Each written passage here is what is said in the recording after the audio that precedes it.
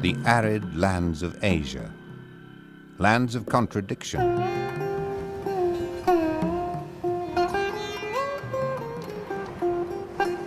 The sandy deserts of India are separated from the parched interior by the mighty Himalayas. In their rain shadow lie the deserts and dry grasslands of China and Mongolia. The stony Gobi Desert is further from the sea than any place on earth. Fierce summers are followed by bitter winters. North of the Gobi, on the grasslands of the Mongolian steppe, temperatures can plunge to minus 50 degrees.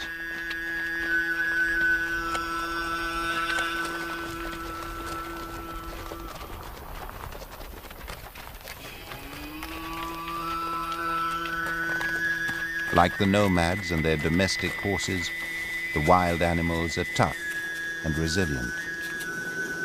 They thrive in the extremes of Asia's arid heart.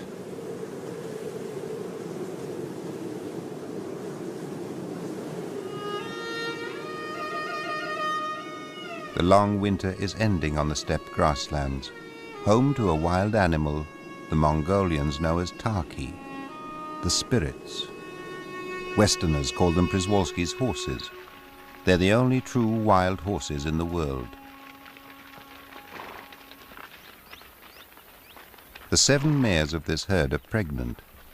Their foals will be born in a month or two, in the short summer, when they'll have the best chance of survival. Tarki are distinguished by short, upright manes and stripes on the backs of their legs. They're closely related to the ancestors of domestic horses, but Tarki have never been tamed.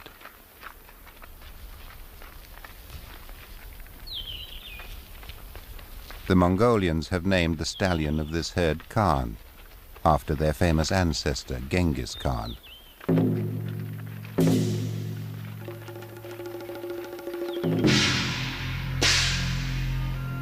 In the 13th century, Genghis Khan rode out from here to create the largest empire the world has ever seen. The Mongol Empire spanned 8,000 kilometers of grasslands stretching across Asia into Europe.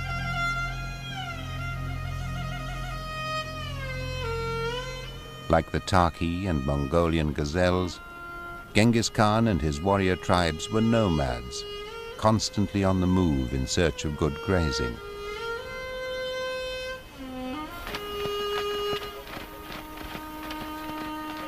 Mongolia remains a sparsely populated land of nomadic herders.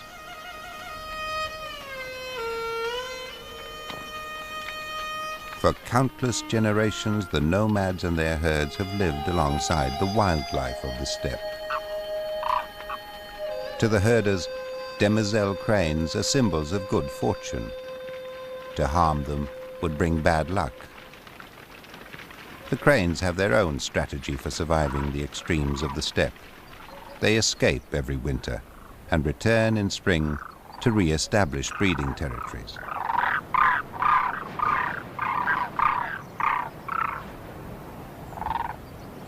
The arrival of a male joining his mate ruffles territorial feathers. During the breeding season, each pair defends an exclusive territory a few hundred meters across to ensure they get the food and water they'll need to raise a family.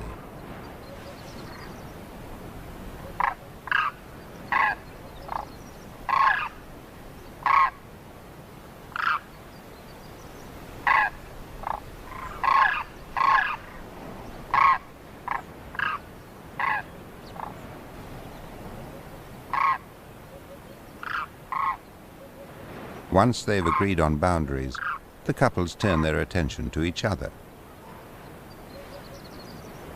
Cranes are long-lived and often pair for life. Before they breed, they renew their bonds in a demoiselle's pas de deux.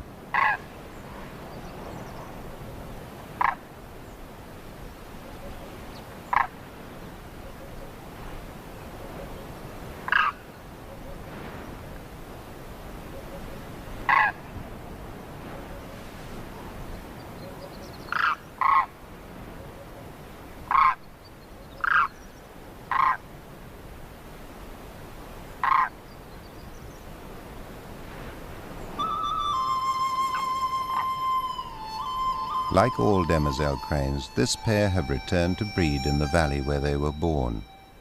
To get back from their wintering grounds in India, they have flown 3,000 kilometers over the Himalayas. The final leg of this astonishing journey was across the Gobi Desert, the bleak center of Asia's arid heart. Gobi means stony. Strong winds have stripped the soil, leaving only stones, polished to a shine by the fierce heat.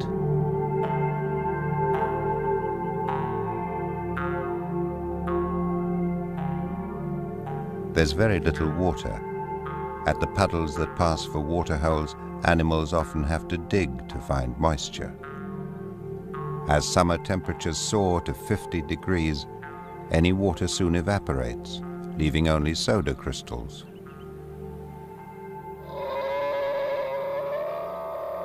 The desolate Gobi is home to the world's only wild camels, the Bactrian camels. Little more than 1,000 of these two-humped nomads remain, roaming the deserts between China and Mongolia. Two females and their month-old calves have joined forces to be safer from predators such as wolves. Camels are superbly adapted to the desert. Bushy eyebrows and double lashes protect their eyes from sand, and they can clamp their noses tight to keep out dust. Soft padded soles stop their feet sinking into sand.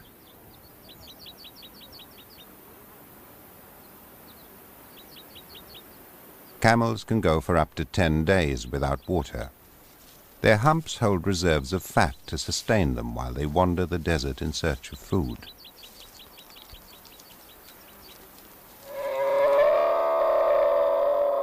The females are shedding their thick winter coats. The summer ahead will be short, but intensely hot.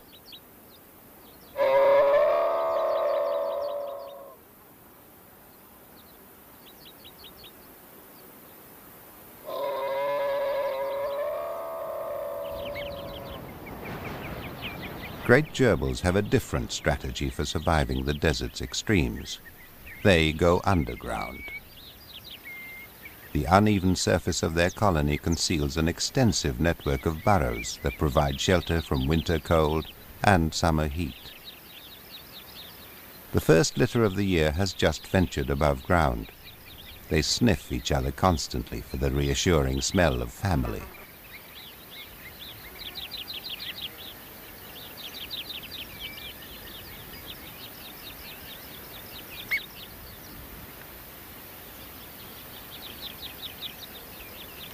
Great gerbils are one of many rodents who've adapted to the desert.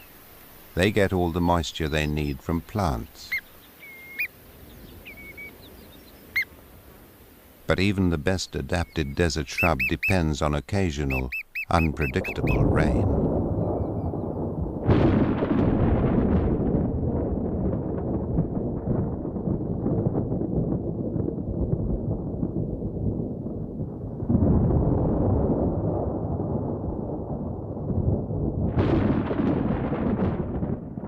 Rain might fall on some parts of the desert and not others. If it comes, it's a blessing.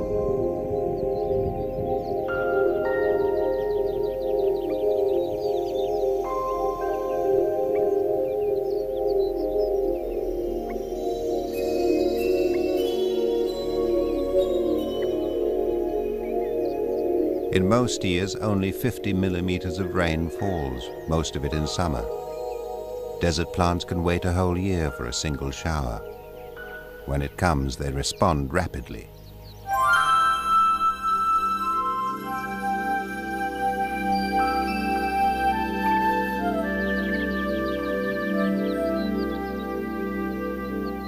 But almost as quickly as water appears, the desert air sucks it away.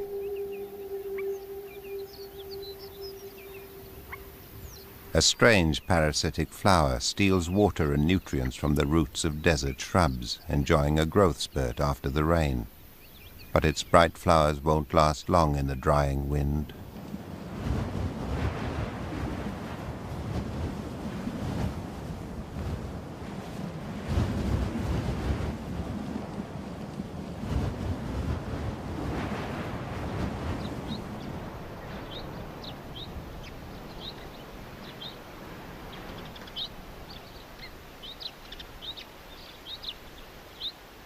During the day, beetles write their signature in the sand.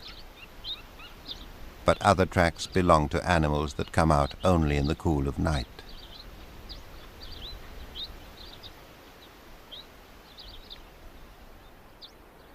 The hairy-footed jerboa is a relative of the larger great gerbils. Also known as a kangaroo rat, the jerboa leads a solitary life.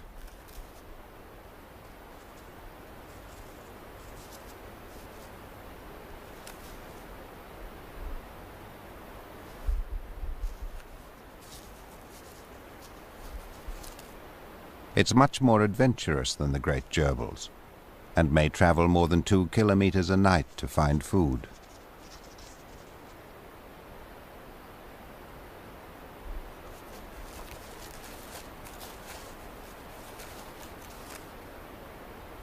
It's a skilled digger, busiest just before dawn.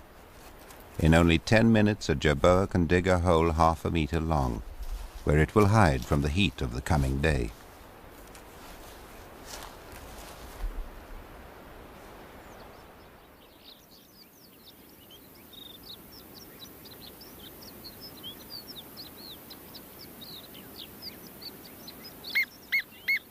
Great gerbils are also good diggers. By continually living and burrowing in one place, they reshape the environment to suit their needs. They're like gardeners, turning the earth, fertilizing it with their waste, and living off the plants it nurtures.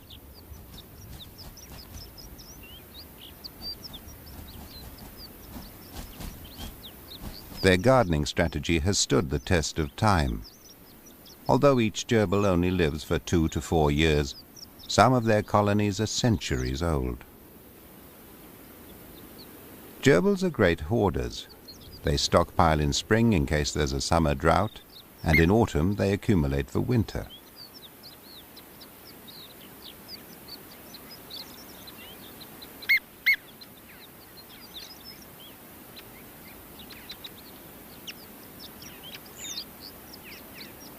They spend long periods cropping the lush salsola bushes which flourish because of the pruning and manuring they get from the gerbils. The youngsters grow quickly and soon learn to harvest for themselves. They must also learn to keep an eye out for danger.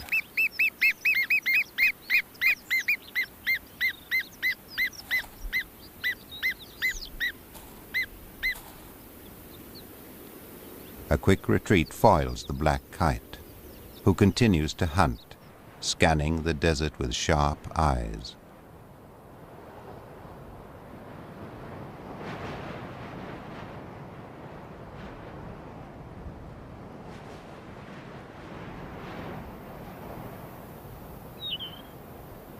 A female buzzard hovers above her nest as her paler mate delivers his catch.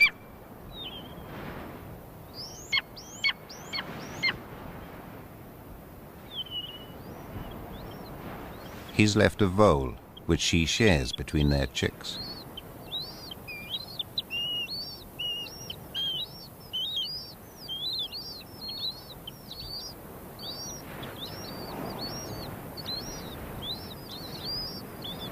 Birds of prey are feared by all small desert animals.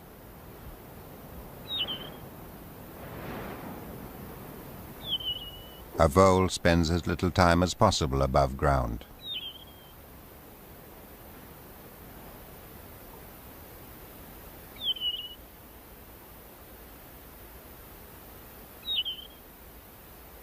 A lizard relies on camouflage and stealth, which sometimes isn't enough. A luckless lizard is lunch for the buzzard chicks.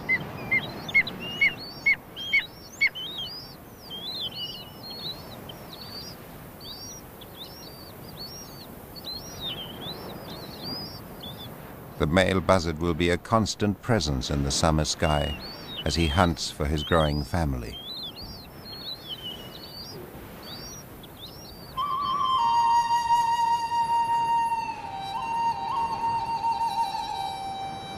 Summer starts later on the more northerly steppe where the demoiselle cranes are just beginning their family. Their nest is a simple scrape of pebbles in short grass.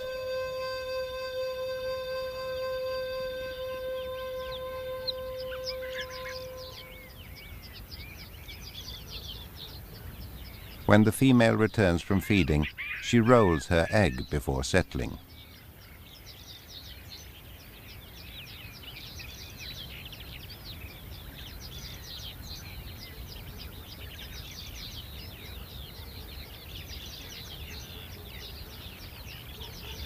She'll incubate the egg for a month while her mate patrols their territory.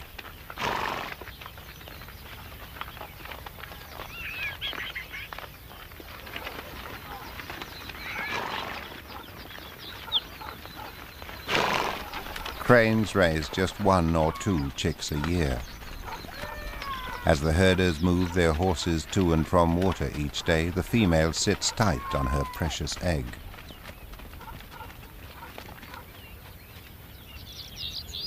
Khan and his herd are feeding on lush summer grass by a small river.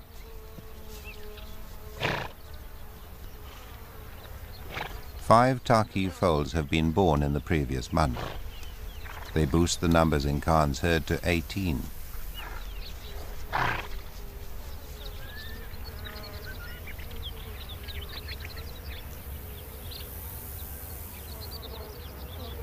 Life seems idyllic, but it hasn't always been easy. In 1968, Przewalski's horses were driven to extinction in the wild.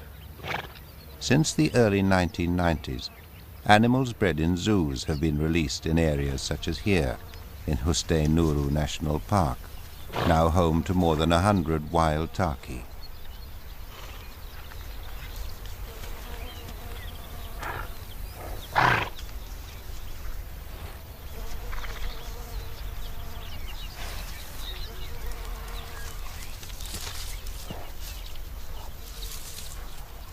Khan is the dominant stallion in a herd of 7 mares and their offspring. There's a clear hierarchy within the group, but there are also strong bonds between individuals, which they reinforce by mutual grooming. A low-ranking horse who tries to join in is chased off.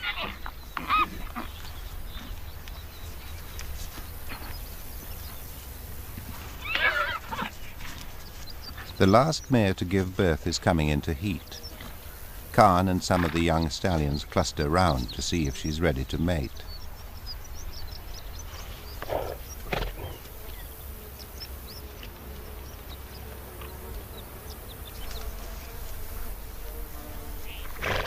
Khan's sniffing tells him she's not yet ready. The mare lashes out at the unwanted attention.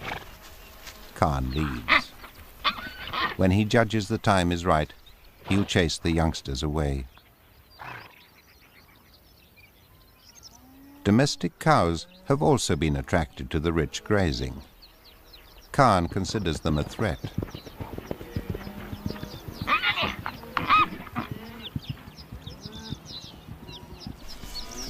Cattle compete for food, but it's Mongolia's 3 million domestic horses that pose the greatest threat to the Tarki's long-term survival. The two species have different numbers of chromosomes, but can still interbreed. The risk of Tarki genes being swamped by domestic horse genes is very real. But if Khan has his way, this domestic herd won't stay long.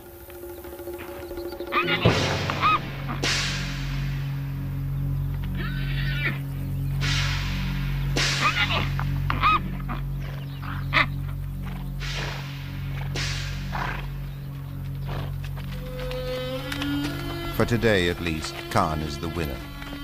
He asserts his supremacy with a pile of dung.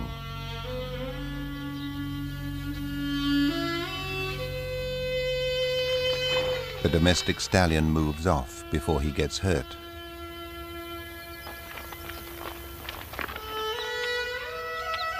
The Tarki's grassland home is shaped by another, much smaller animal.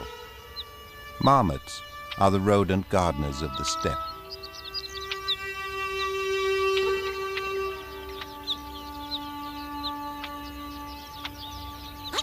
Unlike the desert gerbils, marmots are long-lived. This female could live to be 10 or even 15 years old. She didn't give birth until she was 3, and she may not breed every year.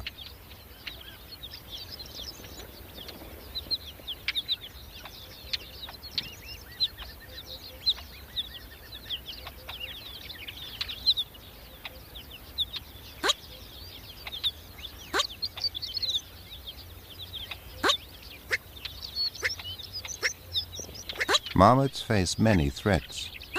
The most serious comes from herders, who kill more than 1 million a year for fur and food. Because demoiselle cranes are symbols of good fortune, that's a danger this chick won't face.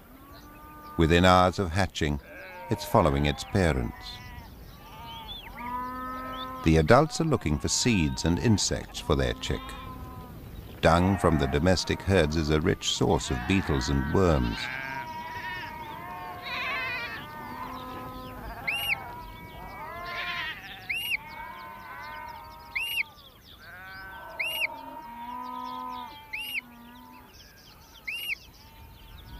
The parents keep an eye out for danger. They may not have a burrow to escape to, but they do have bravado.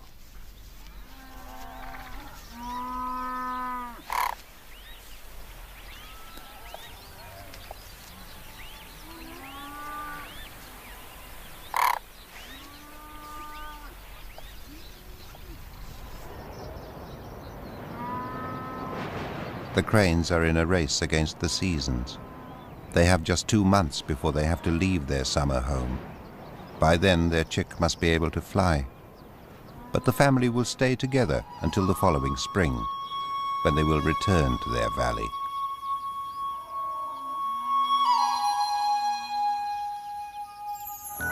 The end of the short summer is already in sight. Grassland flowers rush to bloom and seed as the first frosts turn the steppe gold.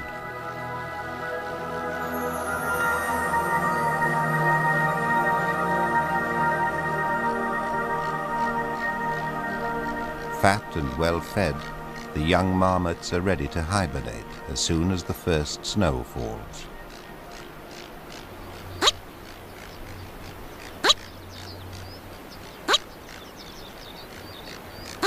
The coming winter will be the first true test of the young wolf's hunting and survival skills.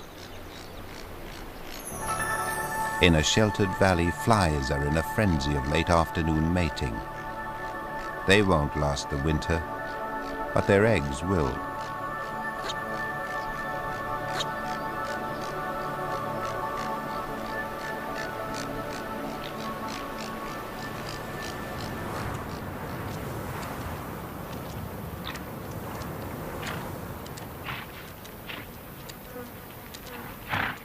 Two Tarki are braving the swarms to feed on the rich valley grasses. One was the first male born in Khan's herd. His name Munlai means firstborn. He and his half-sister have been chased from the herd by their father. It's the stallion's way of preventing inbreeding.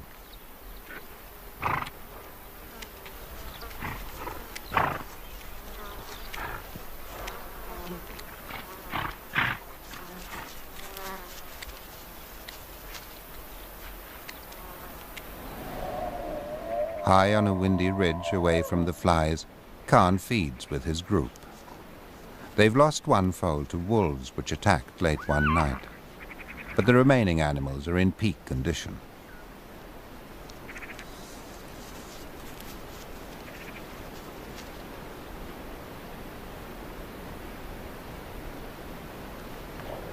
The 4 surviving foals are growing their first thick coats. Their places in the hierarchy of the herd reflect the status of their mothers. Khan, as always, grazes on the edge of the group, keeping an eye on the herd.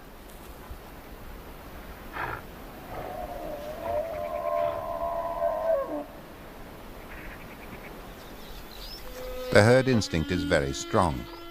Munlai and his half-sister have teamed up for company as they search for another herd to join. But they'd rather be back with their family. Khan sees them coming. He heads off to drive them away again.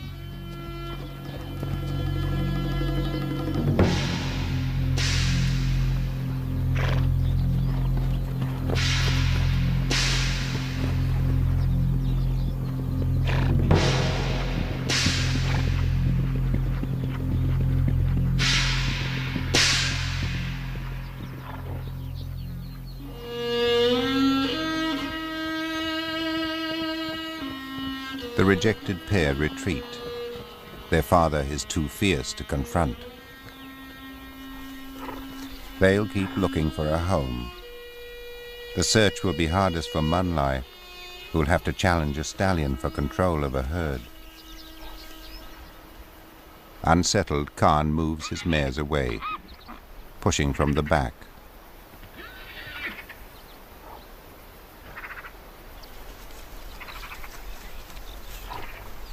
Several herds use this river valley, and they often meet.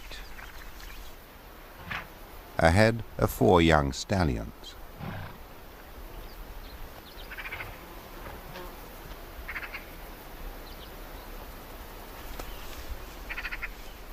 The bachelors have their eyes on the mares. They just continue on their way.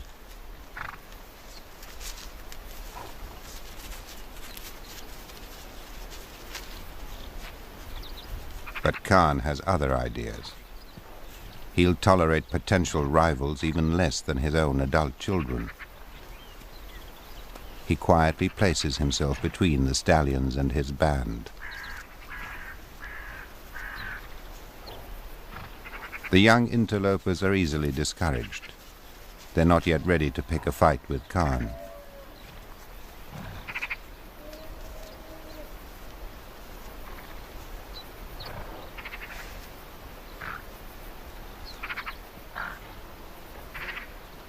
The top bachelor stallion herds the others as he hopes one day to herd mares.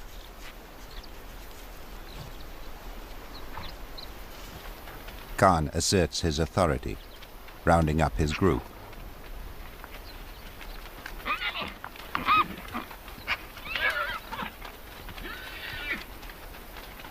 He snakes from one side to the other, his head low.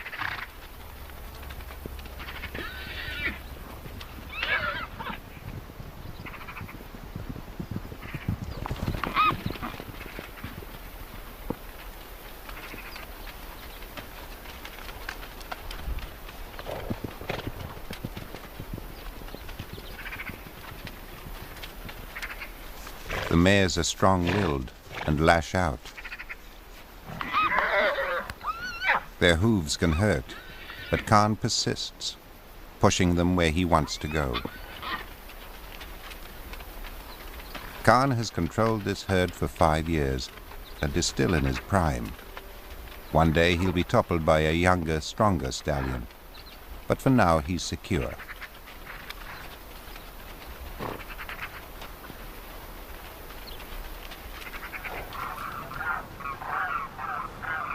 Autumn is a time of gathering. Families of demoiselle cranes feed in big flocks as they prepare for their migration back to India. To escape the harsh winter of their homeland, these great travelers will set out on an arduous journey that may take them as long as 3 weeks.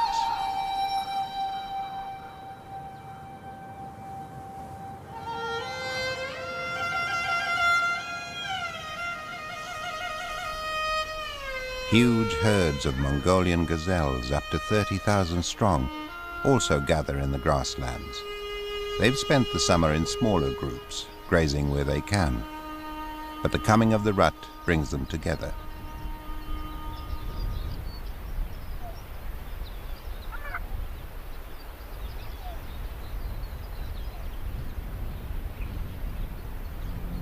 This year, summer rains, normally such a blessing, have become instead a curse. More than 3 times the usual rain fell. The soils are too sodden to drain the water away. Months of walking in water and mud have taken their toll. The herds are full of limping animals. The gazelles are suffering from highly infectious foot rot.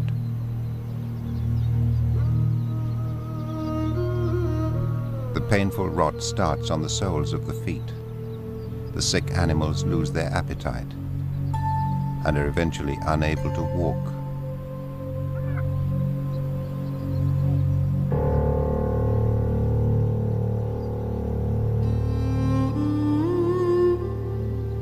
Each body has the telltale swollen ankle of foot rot. This isn't the first time unpredictable rains have devastated the gazelles, and it won't be the last. Nearly a quarter of them have died. But in the next good year, numbers will bounce back. The herds move on, heading for winter rutting grounds. The greatest pain a sick gazelle can suffer is to be left behind.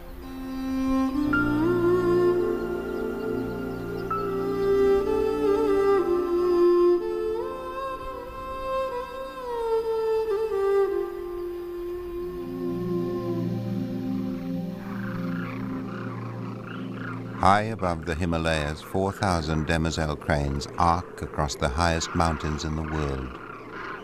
They've already flown 2,000 kilometers and climbed to an efficient flying height of 7 or even 8,000 meters.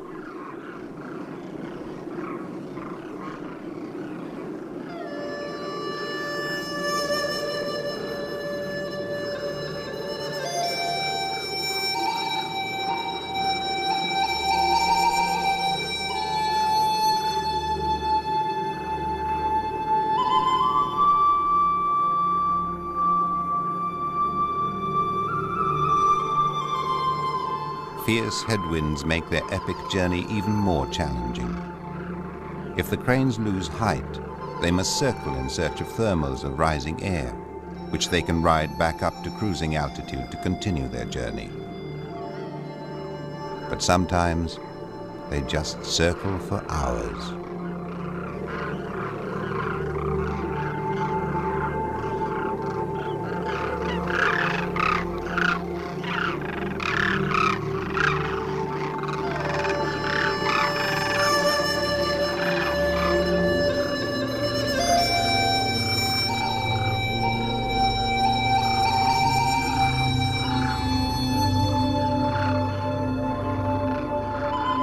The cranes still have 1,000 kilometers to fly before they reach their wintering grounds.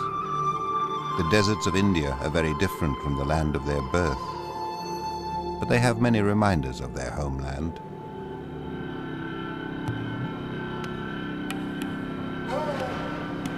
As on the steppe, animals live alongside people in the hot coastal desert.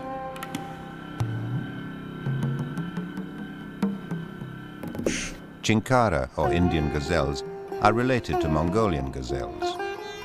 The shifting, waterless dunes can only support small groups of Chinkara that get all the moisture they need from plants. Males mark out small mating territories by rubbing bushes with scent glands on their foreheads.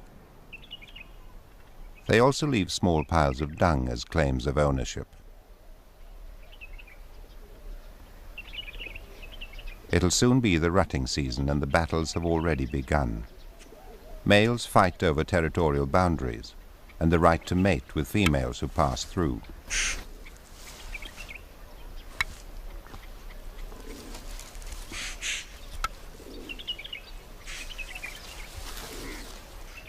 As the rutting season gets closer, the contests will become more intense.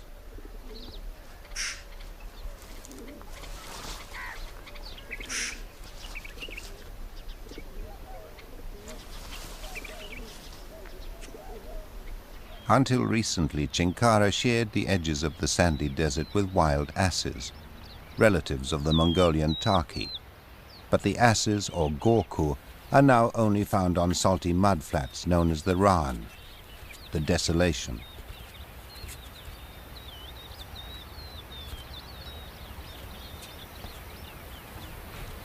In most years, the monsoon floods the low-lying mudflats.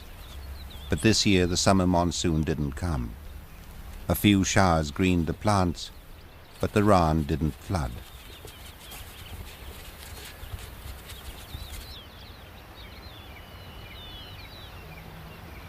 Herds of females and their young return to the mudflats each morning, led by a dominant mare. Gorku stallions don't belong to a herd. The stallion who gets mating rights will usually be the one who controls the best grazing area. The herd passes through a territory belonging to an old stallion locals have named Bandia, meaning no tail.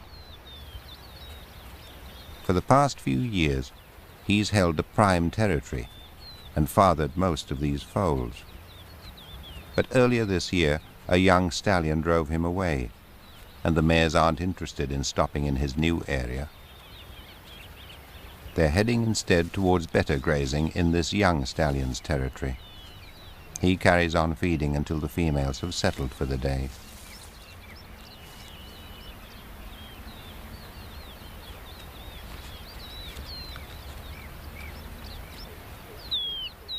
The foals were all born around the same time. A number of mares are in heat. The young stallion makes his move.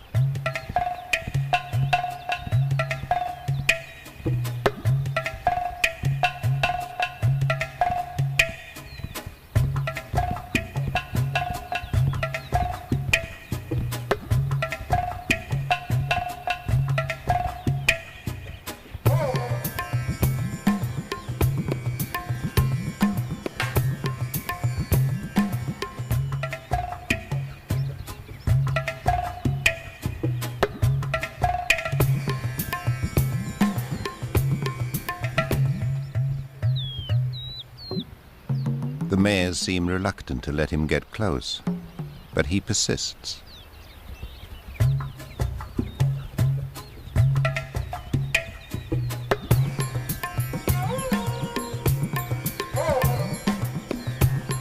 Sometimes he nearly succeeds.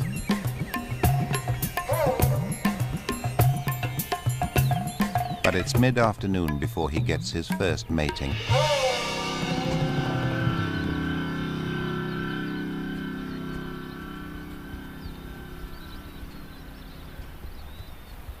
Bandia, the old stallion from next door, makes his move. The mares watch his approach into the young stallion's territory.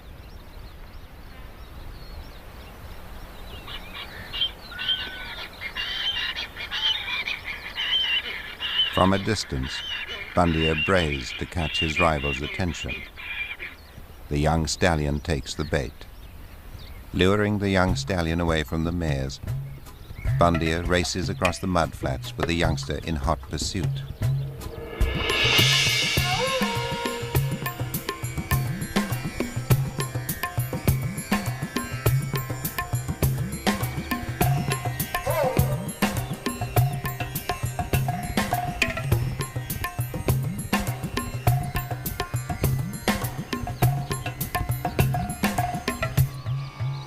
It's several kilometers before the young stallion gives up, leaving the wily Bandia to run back to the mares.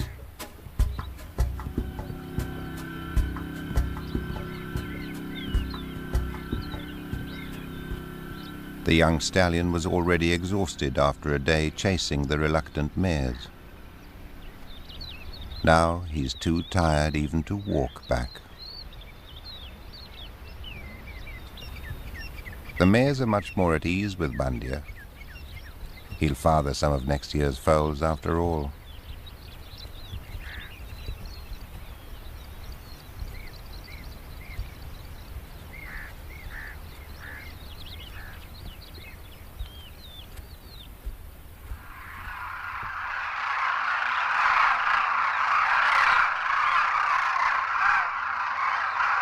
The demoiselle crane's breeding season is well behind them. After their epic autumn migration, they're passing a leisurely winter. Cranes have always come to winter in India, but the huge flocks at the village of Kitchen on the edge of the desert are here by express invitation. As part of their religion, the villagers not only tolerate wild animals, they encourage them.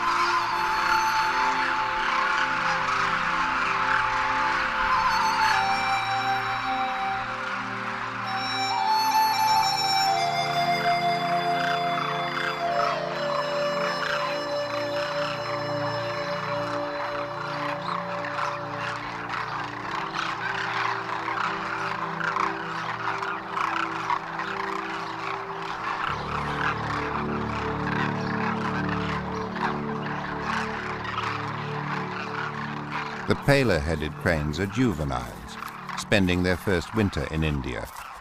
When they return from Central Asia next year, they'll bring young families of their own.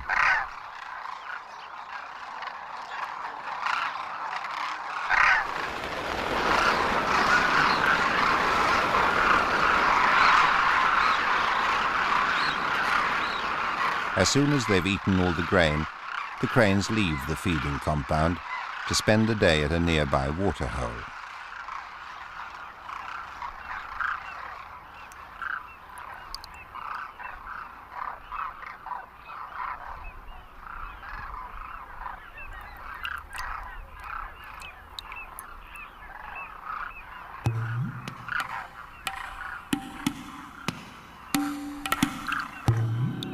It's too hot and crowded in summer for cranes to breed here, but the Indian desert is a perfect winter resort. Daytime temperatures are in the 20s and only drop to 0 at night.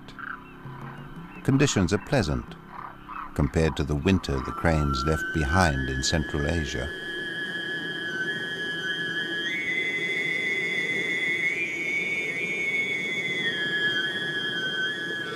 The arid heart has been gripped by wintry cold for 3 months, and there are still 3 months to endure. The air is so dry that usually very little snow falls. This year's snow is exceptional. The gazelles that survived the foot rot epidemic forage for dry grass beneath the snow, alongside domestic camels blanketed in winter coats.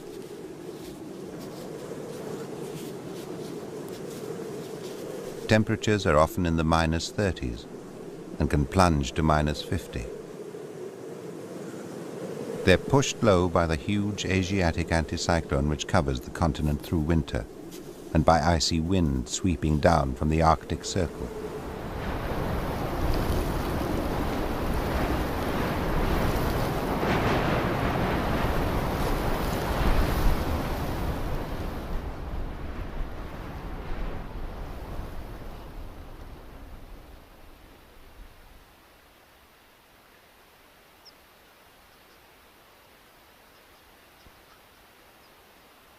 It is 70 or even 80 degrees colder than midsummer.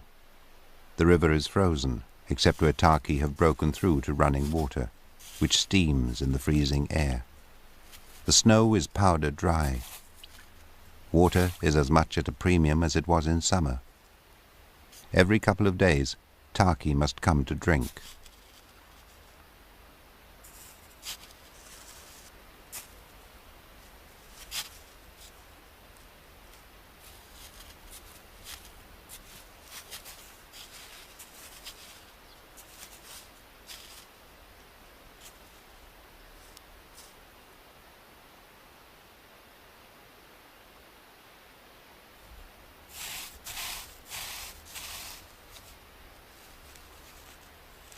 Food is hard to find beneath the snow. Although the tarki have kept their good condition from summer, with more than 3 months before winter ends, the hardest time is yet to come.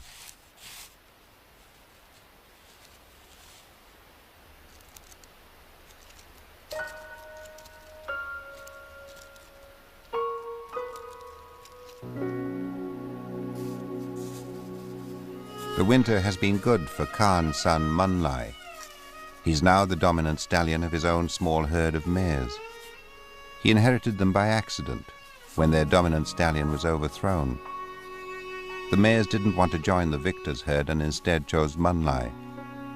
In the coming season, Munlai, the firstborn, will sire his own first foals.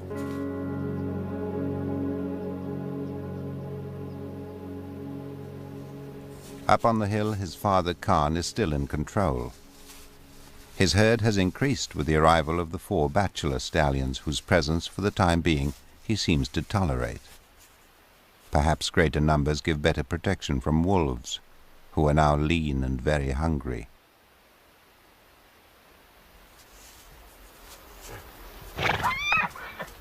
The young stallions vie for status.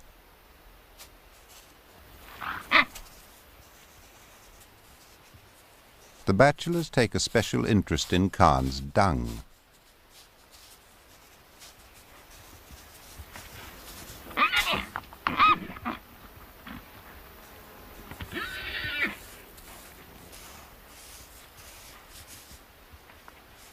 They roll in the dung, as if covering themselves in Khan's smell will help them rise to his rank.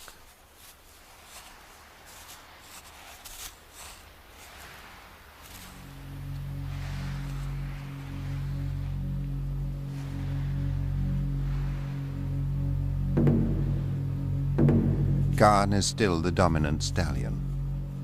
One day a challenger will overthrow him, but the Khan dynasty is secure. Already his daughters are producing the next tarki generation, and his eldest son leads a herd of his own.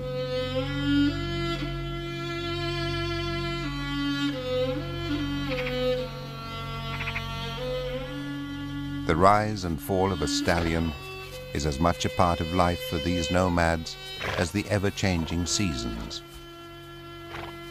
These spirits of the steppe know that just as winter began, so it will end, and the summer to come will bring new life to Asia's frozen